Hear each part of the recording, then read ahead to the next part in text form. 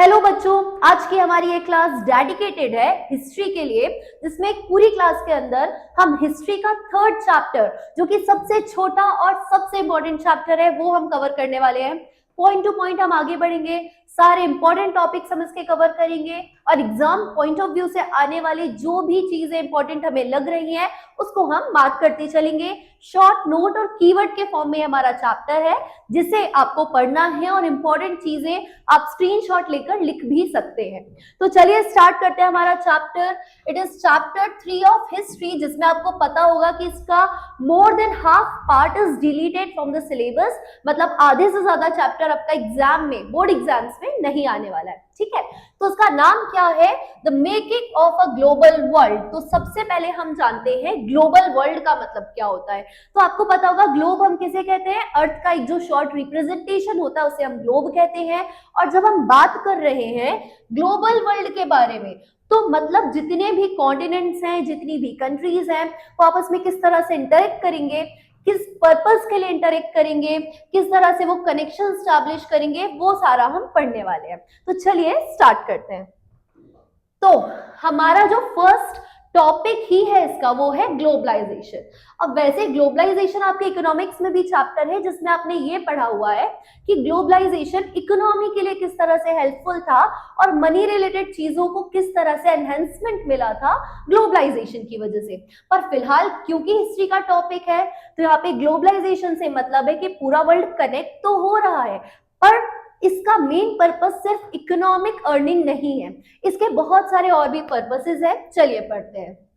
Globalisation is not just a modern economic phenomena, मतलब पहली चीज तो ये इकोनॉमिक फिनोमिना नहीं है, प्योरली मनी को डिपेंडेंट नहीं है, मनी पर डिपेंडेंट नहीं है, ये मॉडर्न भी नहीं है, मतलब रिसेंटली इंट्रोड्यूस नहीं हुआ है ग्लोबलाइजेशन।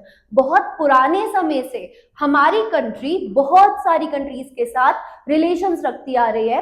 आपने पढ़ा होगा पहले के टाइम पे गुप्ता एम्पायर, मौर्यन एम्पायर, और अगर हम और पीछे चले जाएं तो हड़प्पन सिविलाइजेशन, अगर आप इसके बारे में जानते हैं या याद हो, आपने पढ़ा होगा इसके बारे में लगभग शायद 7th या 8th स्टैंडर्ड में, तो आपने एक नाम सुना होगा लोथल।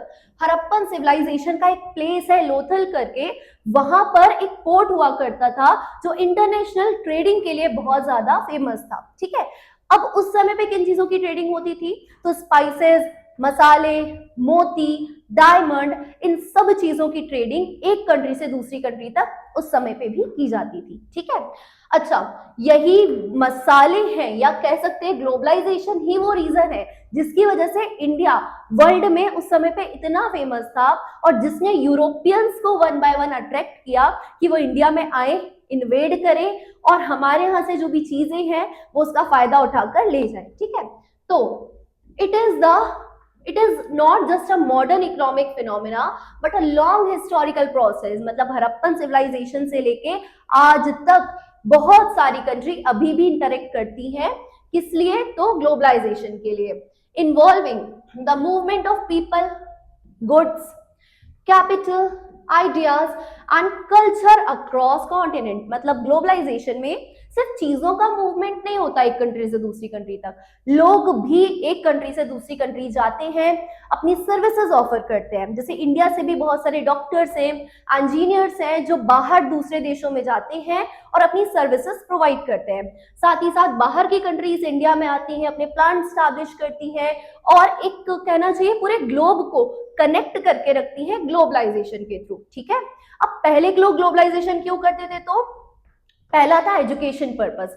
आपको पता होगा हमारे यहाँ 2 यूनिवर्सिटीज थी। 2 यूनिवर्सिटीज कौन कौन सी थी? तो ये है आपकी Nalanda and Takshashila.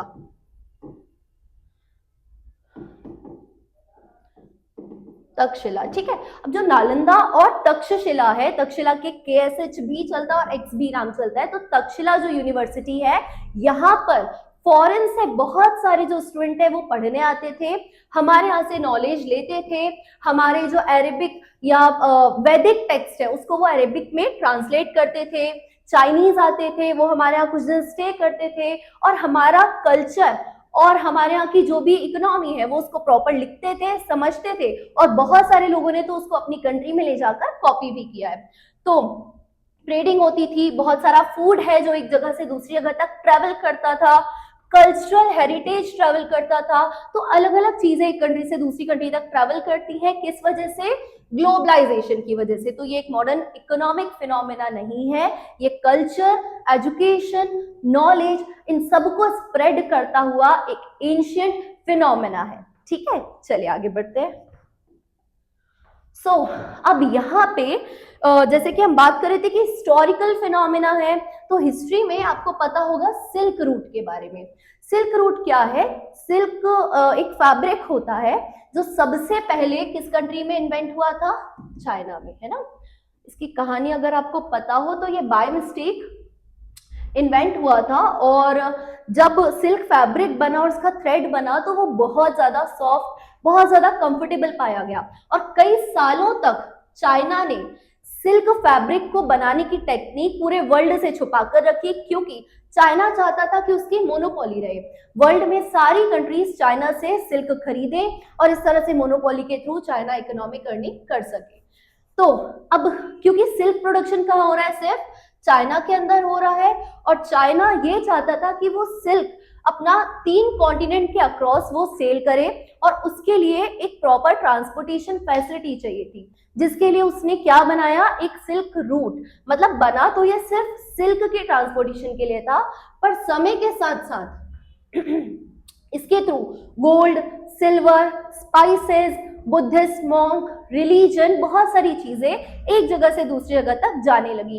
And even बहुत सारे एरियाज में जो सिल्क रूट है उससे मिलने वाले टोल से बहुत सारे किंगडम्स की इकोनॉमी भी चलती थी। ठीक है, तो सिल्क रूट किन किन जगहों को कनेक्ट करता था? So the silk root refers to the pre-modern network of land and sea trade route. It connected China with Europe and Africa.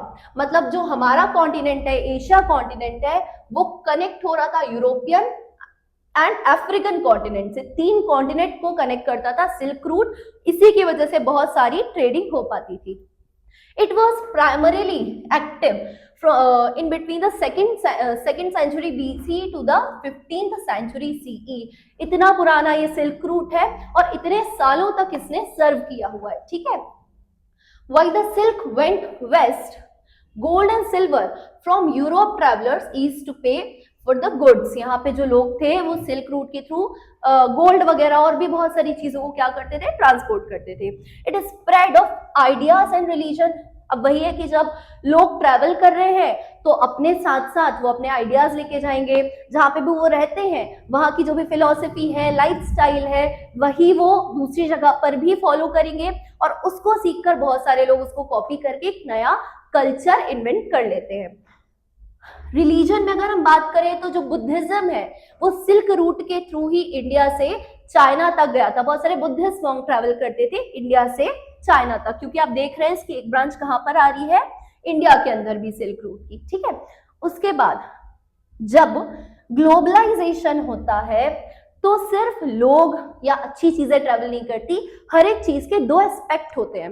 तो एक तो हमने अच्छा वाला देख लिया कि भाई knowledge, religion, culture, good, service, सब कुछ ट्रेड हो रहा है, पर डिसीजेस भी कई बार लोग अपने साथ कैरी करके एक कॉन्टिनेंट से दूसरे कॉन्टिनेंट तक लेकर जाते थे। ठीक है, जैसे कि आपने रिसेंटली आपने विटनेस किया होगा कोविड वाला एरा, है ना। तो यहाँ पे कोविड एरा में क्या हुआ था? तो इस समय पे आपको पता होगा पूरी चीजें आइसोलेट हो गई थी, मतलब सारी कंट्रीज ने अपने आप को आइसोलेट कर लिया था, सो दैट जो डिसीजेस हैं वो एक जगह से दूसरी जगह तक ना जा पाए, लोगों को एक जगह से दूसरी जगह तक जाने को प्रिवेंट कर दिया था। मतलब लोग जब ट्रेवल नहीं करेंगे तो भाई डिसीजेस भी स्प्रेड नहीं होंगी पूरी कंट्रीज के बीच में। And the silk route serves as a historical example of vibrant pre modern globalization. मतलब जो सिल्क रूट है ये सबसे बड़ा एग्जाम्पल है उस समय की प्री मॉडर्न ग्लोबलाइजेशन का। ठीक है, चलिए आगे बढ़ते हैं। Silk route by the way important question है, तो इसको स्किप करने की गलती बिल्कुल मत करना। बोर्ड नहीं तो प्री बोर्ड में, प्री बोर्ड नहीं तो बोर्ड में जरूर ये क्वेश्चन आने वाला है। ठीक है, चलिए उसके बाद बात आती है आयरिश पोटैटो फेमाइन की।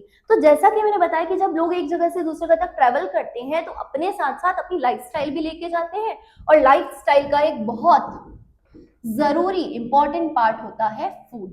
तो जब लोगों ने ट्रैवल किया तो अपने साथ जो अपने फूड की स्टाइल है, खाना बनाने के तरीके हैं, ये सारे भी क्या किए उन्होंने, स्प्रेड किए। ठीक है, इसी में आपको पता होगा पास्ता, जिसे हम इटालियन पास्ता के नाम से जानते हैं। तो इटालियन पास्ता एक्चुअली इटली में इन्वेंट ही नहीं हुआ था, ये अरब ट्रेडर्स अपने साथ एक जगह से दूसरी जगह तक लेकर गए थे। ठीक है,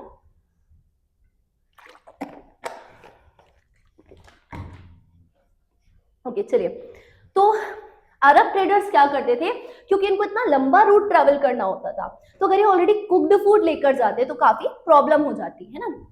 तो ये लोग क्या करते थे, पहले अपने फूड को ड्राई करते थे, ड्राई करने के बाद उसको स्टोर करते थे, स्टोर करने के बाद वो जहां पर भी जाते थे उसको बॉईल करते थे, क्योंकि बॉईल करना बहुत इजी है, उसके लिए सिर्फ आपको पानी चाहिए और आग चाहिए, जो ऑलमोस्ट हर जगह पे अवेलेबल हो जाती थी। ठीक है, तो उसको बॉईल करके अगर बिल्कुल ही ऐसी कंडीशन आ जाए कि खाने को ही कुछ नहीं है, तो एटलीस्ट आप पास्ता बॉईल करके नमक डाल के तो खा ही सकते हो, है ना। तो इस तरह से किसके थ्रू, अरब्स के थ्रू जो पास्ता है वो कहां पर पहुंचा, तो अरब ट्रेडर्स के थ्रू ये पहुंचा इटली में, और इटली के बाद ये ग्लोबली फेमस हो गया, क्योंकि इटली ने किए इस पास्ता पे बहुत सारे एक्सपेरिमेंट्स। इसके अलावा स्पैगेटी, जिसे हम नूडल्स के नाम से या चाइनीज के नाम से जानते हैं, नाम से ही पता चलता है ये इन्वेंट हुई थी चाइना में। अगेन ये भी ट्रेडर्स के थ्रू, और आपको पता होगा चाइना में क्रॉप प्रोडक्शन बहुत ज्यादा अच्छा होता नहीं है, तो ये लोग भी क्या करते हैं, जब क्रॉप्स होती हैं तो उस समय पे इनको प्रिपेयर कर लेते हैं, और जब ऐसा समय होता है कि अच्छा ज्यादा क्रॉप प्रोडक्शन नहीं है देश के अंदर, तो उस टाइम पे या स्टार्वेशन वाले टाइम पे ये उसी फूड को वापस से बॉईल करके और खाने के लिए कंज्यूम करते हैं। ठीक है, तो चाइना में नूडल या स्पैगेटी इन्वेंट हुआ था, ये दो चीजें बस आप याद रखिएगा। उसके अलावा भारत में भी बहुत सारी चीजें हैं जो अभी हमारी डाइट का डेली जो हमारी लाइफ है उसका पार्ट है, जैसे कि आलू हो गया, टमाटर हो गया, मिर्च हो गई, पर ये सारी चीजें सरप्राइजिंगली इंडिया में पहले थी ही नहीं। ये सारी चीजें फॉरेन कंट्री से हमारे यहाँ आई और उसके बाद हमने इसका यूज करना चालू कर दिया। इसी के चलते एक इंपॉर्टेंट टॉपिक इस चैप्टर में आता है आयरिश पोटैटो फेमाइन। अब क्या हुआ, जब जैसा कि मैंने बताया फूड एक जगह से दूसरी जगह तक ट्रैवल करता है, तो उसी में सबसे एक इंपॉर्टेंट फूड है पोटैटो। अब पोटैटो क्या हुआ, जब ये कहां पहुंचा, तो आयरिश पोटैटो फेमाइन जो कि आयरलैंड में हुआ था, इसके बारे में हम जानते हैं। जैसा कि मैंने बताया कि आयरलैंड में उस समय पे क्या था, एक तो ये बहुत ज्यादा ठंडी जगह है, और ठंडी जगह में बॉडी को वार्म रखने के लिए आपको मीट या ऐसी चीजें कंज्यूम करनी चाहिए जिसमें फैट बहुत ज्यादा हो। अब क्योंकि मीट काफी कॉस्टली होता है और आयरलैंड में जितने भी पुअर लोग थे वो मीट को अफोर्ड नहीं कर पाते थे, उसी समय पे एक बहुत अच्छी क्रॉप इंट्रोड्यूस हुई जिसका नाम था पोटैटो। और पोटैटो में अच्छा खासा फैट होने की वजह से यहाँ के सारी पुअर पॉपुलेशन किस पे डिपेंड करने लगी, पोटैटो पे। ये पोटैटो को बहुत इजीली कंज्यूम कर लेते थे, बॉडी की रिक्वायरमेंट भी पूरी हो जाती थी, भूख भी मिट जाती थी, प्लस ये होता था बहुत सस्ता। तो यहाँ की ज्यादातर पॉपुलेशन पोटैटो क्रॉप पे डिपेंड करने लगी।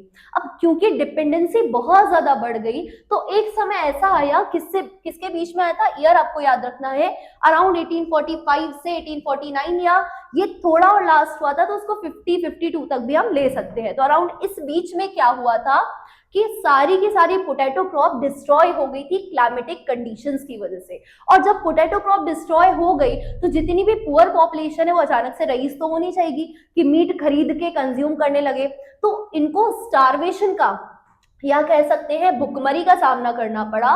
और इस स्टार्वेशन की वजह से आयरलैंड में लगभग बहुत सारे लोगों की, कितने, तो अराउंड 10 लाख लोगों की डेथ हो गई थी सिर्फ पोटैटो की वजह से। तो ये सबसे ज्यादा इंपॉर्टेंट है, आपको अराउंड 2 या 3 मार्क्स में ही आ सकता है। ठीक है, तो लगभग 10 लाख लोगों की सिर्फ एक पोटैटो क्रॉप की वजह से डेथ हो गई थी। अच्छा, इसकी एक इमेज भी है बुक में, वो आपको याद रखनी है, क्योंकि इमेज बेस्ड क्वेश्चंस भी आते हैं, तो 1 मार्क में आपका वो भी आ सकता है। ठीक है, तो Irish potato famine, this crop failure was devastating because a large portion of the Irish population particularly the poor वही जो अफोर्ड नहीं कर सकते थे मीट को, relied heavily on the potato as a primary food source. अच्छा, book में जो पिक्चर दी है उसमें ये भी दिया हुआ है कि एक वुमेन है, कुछ बच्चे हैं जो ऑलरेडी हार्वेस्टेड फील्ड को फिर से हार्वेस्ट करने की कोशिश करें कि शायद उनको कुछ पोटैटो मिल जाए जिससे वो अपने स्टारवेशन वाली कंडीशन को खत्म कर सके। ठीक है, तो ये एक बहुत ही बड़ा फेमाइन था, आपको याद रखना है, इंपॉर्टेंट भी है। ठीक है, चलिए now the last topic, small pox as a powerful weapon. अब वेपन जब भी नाम आता है हमारे दिमाग में जनरली गन्स वगैरह आती है, बुलेट्स, खासकर यूरोप के टर्म्स में बात करें तो। बट यहाँ पे यूरोपियंस ने क्या किया, क्रिस्टोफर कोलंबस ने जब अमेरिका की डिस्कवरी की तो पता चला कि यहाँ पे बहुत सारे रिजर्व्स है सिल्वर के, मतलब प्रीशियस मेटल बहुत अच्छा है, और यूरोपियंस का एक एम था कि अमेरिका को कैप्चर करे, यहाँ के रिजर्व से सारे प्रीशियस मेटल्स को निकाले, उसको सेल करके प्रॉफिट गेन कर सके। अब जब ऐसा हुआ तो इन्होंने कोशिश की कि ये अमेरिका को कैप्चर करेंगे, और कैप्चर करने के लिए इन्होंने कोई गन या बुलेट का यूज नहीं किया था, क्योंकि अगर आप किसी के सामने गन लेकर खड़े हो, ये लाइन बुक में भी लिखी हुई है, तो अगर आपके सामने कोई गन लेकर खड़ा है तो वो गन छिनाकर आपके अपोज में भी रख सकता है, बट सेम पॉसिबल नहीं है अगर कोई डिसीज कैरिंग पर्सन हो या कोई जर्म कैरिंग पर्सन हो। तो इन्होंने क्या किया, जर्म्स का यूज किया एक डिसीज स्प्रेड करने के लिए, और वो डिसीज क्या थी, स्मॉल पॉक्स। इन्होंने क्या किया, अमेरिका को कैप्चर करने के लिए अपने कुछ लोगों को भेज दिया जिनके अंदर ऑलरेडी स्मॉल पॉक्स डिसीज थी, और ये जाकर अमेरिकन के कैंप्स में मिल जाते थे और स्मॉल पॉक्स नाम की डिसीज फैलाते थे। अब ये काफी पावरफुल वेपन साबित हुआ, क्योंकि उस समय पे ये डेडली डिसीज थी, इसका कोई क्योर उस समय पे अवेलेबल नहीं था, तो it was a deadly disease to which native American, जो वहां के लोकल अमेरिकन थे, the American population had no immunity, बेचारों के पास कोई इम्यूनिटी नहीं थी और वो सरवाइव नहीं कर पाए। इसकी वजह से एक तो लैक ऑफ इम्यूनिटी प्लस इतनी सारी डेथ हो रही थी, तो वहां के लोग वीक होते गए, जिसकी वजह से यूरोपियंस के लिए काफी इजी हो गया अमेरिका को कैप्चर करना और वहां के रिजर्व्स को निकालकर अपने फायदे के लिए उसको यूज करना। अल्टीमेटली वही होता है कि आप दूसरों के लिए गड्ढा खोद रहे हो तो आप कैसे बच सकते हो। तो यूरोपियंस के साथ भी यही हुआ भाई, कि जब इन्होंने अमेरिकन के साथ इतना बुरा किया, उसी समय पे क्या हुआ, यूरोप के अंदर भी पॉवर्टी और हंगर धीरे धीरे स्प्रेड होते गए। साथ ही साथ रिलीजियस कॉन्फ्लिक्ट्स, कैथोलिक, प्रोटेस्टियन, रिलीजन में सुप्रियोरिटी इंफीरियोरिटी वाले जो कॉन्फ्लिक्ट्स है वो पूरे यूरोप में स्प्रेड हो गए, और जिसके चलते वहां के लोगों की लाइफ बहुत ही ज्यादा खराब हो गई। किस लिए, याद रखिएगा, रिलीजियस एस्पेक्ट की वजह से कॉन्फ्लिक्ट्स बहुत कॉमन हो गए और पॉवर्टी और हंगर स्प्रेड हो गया। ये दो रीजन थे, ठीक है।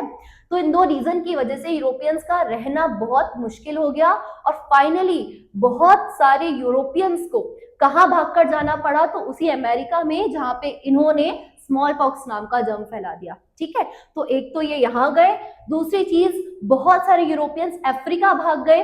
अफ्रीका वही जगह है जहां से ये लोग स्लेव ट्रेड किया करते थे, तो जिसके लिए आप प्रॉब्लम क्रिएट कर रहे हो, अल्टीमेटली आपको भागकर वहीं जाना पड़ रहा है। तो ये भी एक, ये तो 5 मार्क्स के लिए वैसे इंपॉर्टेंट है, स्मॉल पॉक्स आ पावरफुल वेपन, है ना। तो आप इसको बहुत अच्छे से याद रखिएगा। This is the last topic जहां तक आपको बोर्ड एग्जाम में आना है। So hope you like the video. इसी के साथ हमारा चैप्टर खत्म होता है। Stay tuned for the next chapter.